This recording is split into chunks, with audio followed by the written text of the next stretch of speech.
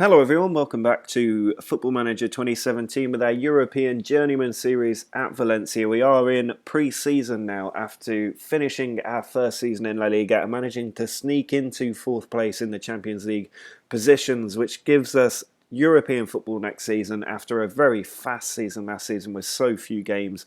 We do also have a big problem in that about 9 players are leaving us on loan, and just to add into that, I normally wouldn't start anything on the 4th of June, but the board are making it clear the serious financial state that the club is now in, with £220 million of debt and losses of 6.77 million a month. There's a very real possibility of us going into administration.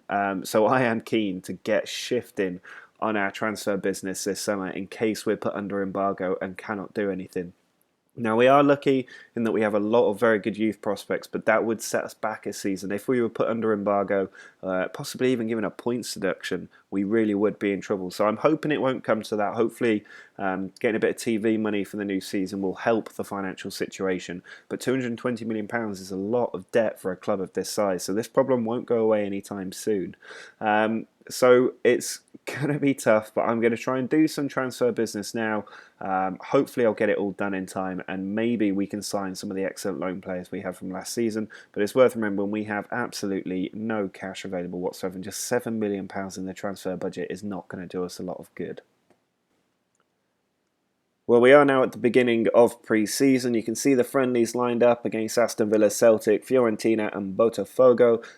We've already beaten Valencia Mestalla 7-0. That wasn't particularly difficult. It's now the 24th of July. We've come on about a month and a half since the last little update. And I just want to run you through the transfer business up to this point because I think we're pretty much there. So if we have a look at our transfer history, you'll see there's an awful lot been going on, especially on the exit front. All of these players leaving on free transfers. A lot of them are from the other teams. There's so many teams involved in managing a Spanish club. The only ones going for money was Araujo, went for £1.4 million. Robert for £550k. Yol, who was a goalkeeper, for £950k.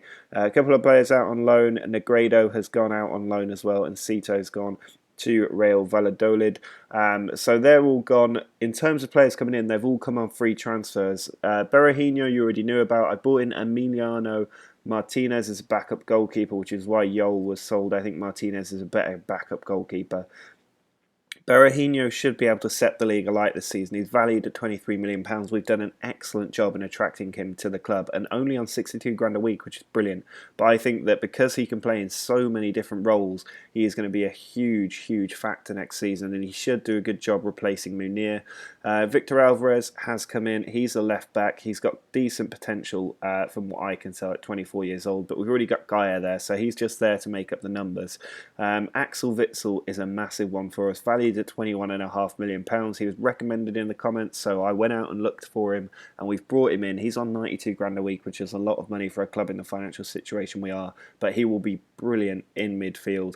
And we also brought in Jan Mvia, who is pretty much a carbon copy of Axel Witsel, but given our midfield really needs a bit of work, I thought bringing those two in on a free, that's over £40 million of midfield players for free. In the worst case, they get unhappy, we shift them on in January. So I thought it would be a good idea to bring those players in. It has taken up pretty much all of our budget. We have no money. We're overspending on wages. It's going to be tough to do any extra business from this point on. But I'm going to try and shift some more players if I can, any extra weight we've got, and hopefully get the team into a good position after pre-season. So what we'll do now is go through these games. We'll get to that Champions League best playoff place first leg. Not sure who we're going to be playing yet, but we'll get through the friendlies and then we can take another look at the transfers, the tactics. I am still scouting some tactics for us to use, and then we will play that first match of the season as we traditionally do in the first episode of any new season. Well, we are now the other side of pre-season. It's a day of our match against Feyernord in the Champions League playoff match. So I think they're a team we should be beating reasonably comfortably, but it's going to be difficult. I have no idea how good the current squad is. If we have a look at our pre-season, it's a bit of half and half. We used one tactic for the first 2 matches against Villa and Celtic and another tactic for the second 2. I've scrapped the tactic for the second 2. I just don't think it's going to work, but I have brought in another different tactic for us to try. In fact, I've returned to an old tactic for us to try for that one. So I think I'm happy with the tactical balance. We'll have a look at that in a minute. But first, I want to take a quick look at the transfers and the players we've brought in. Are non-existent. We haven't managed to bring anybody in. We're still exactly the same as we were. I've also not managed to shift anybody. Most players have gone out on loan. So we are with the squad that we've got. Now, fortunately, we are in a bit of a decent position in that we've been able to bring some players in from the reserve teams, from the youth team. Some players have returned from loan, and I think we're in a decent position. There's only one area that I'm massively concerned about, and that is the centre of defence. We lost Mangala, and he's been a big blow when you look at the team that we've got there. I'm just going to fix the screen so that we can see who we've got in terms of potential and ability. Right, doing that should help you to see the potential of the players that we've got. So in the central of defence, we're actually relying on Carlos Badal in the middle, and I'm desperately trying to get somebody in on loan to fill that centre-back position because we've got 2 left-backs and a right-back, but otherwise we're going to have to drop people like Envia or Witzel into the centre of defence if we have a problem, because there's only 3 players who can actually play there on a regular basis, and only Garay and Santos are any good. Vezo isn't that good, and people have been trying to buy him off me for £2 million, and I keep having to reject them because we're so desperate for cover back there. There aren't really any other good youth prospects to bring up. Badal was the best I could do, and he's 3 to 4 star potential. But Gaia is a potential world beater at left back. Cancelo could be a potential world beater at right back, so I'm happy with those positions. We've also got Tony Leto there at left back. He can definitely do a job. Thiago's still a good player despite now being 36, 37 years old. Perez is a very good player as well. Jan Envia will be brilliant. Witzel will be brilliant. And Parejo's our best midfielder. So we are very strong in midfield. So we'll be using 3 central midfielders all of the time, and we're also blessed in attack, I would say, because we've got Berahino leading the line. We did lose the likes of Memphis and of Munir. They went out on loan. Man United wants £60 million from Memphis, so he's never going to come, and I just couldn't afford the £10 million to bring Munir in on a permanent deal. I also couldn't extend their loans because we just didn't have the wage budget available, so there was nothing I could do on that front at this position.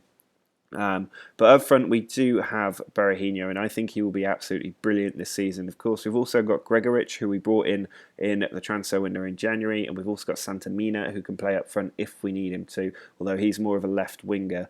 And then we've got Nani will continue to be our right wing choice, but we've also got Katabia, who could be a very good player as well. People are trying to sign him, and Halilovic, who we brought in. So we've plenty of good players on the right side. On the left side, we've still got Munian, I think is how you pronounce it. Somebody tried to teach me how to pronounce it in the comments before. I still haven't quite figured it out. And we've got Bakali, who I want to see take the next step this season and push on. So on the wings, we're actually really strong.